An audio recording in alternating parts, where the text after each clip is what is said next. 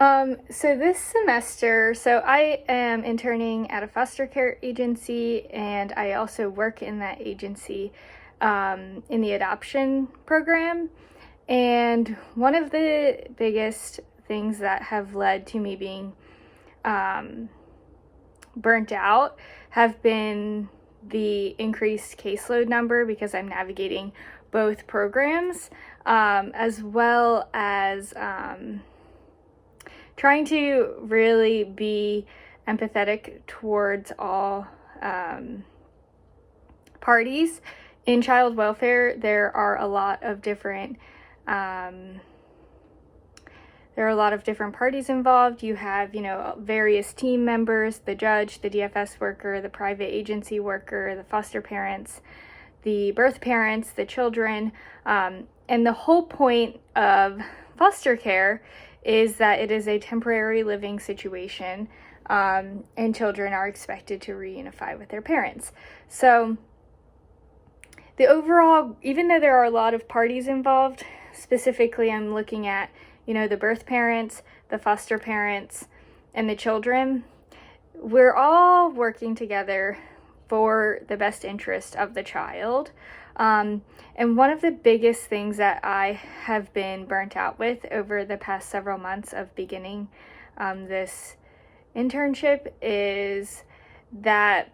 even though we're all supposed to be working in the best interest of the child, everyone brings to the table their own personal biases about what that means, and it is not objective. And even though everyone is interested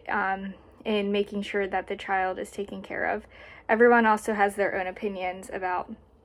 what that looks like. So specifically, I have been working with a sibling group, and the foster parents don't think that the children should go home because it's not a good enough home for the children. However, the birth parent had met all of their requirements and has been showing steady improvement in their ability to parent the children. Objectively, we look at that and have to say it is in the best interest of the children. The system is set up for children to reunify, but navigating the best interest of the children, along with the emotions and feelings that the foster parents are having about the children leaving their home, as well as navigating the birth parent challenges, has just been extremely difficult, because while we're all working to work in the best interest of the children, it's just extremely difficult and extremely mentally exhausting to have to navigate everyone's feelings and yet continue to reiterate why the children need to go home. I am so lucky and I feel so grateful to have an amazing staff that I work with that are very supportive and can offer me words of encouragement, and I can tell them, here's what I'm struggling with, X, Y, and Z, and they have told me, they have given me examples of times they've experienced that and remind me that this is part of the job, and while also being extremely supportive. So that is one way that I continue to engage in self-care, is by having a team of people who can get it and get exactly what I'm going through and who can be supportive, and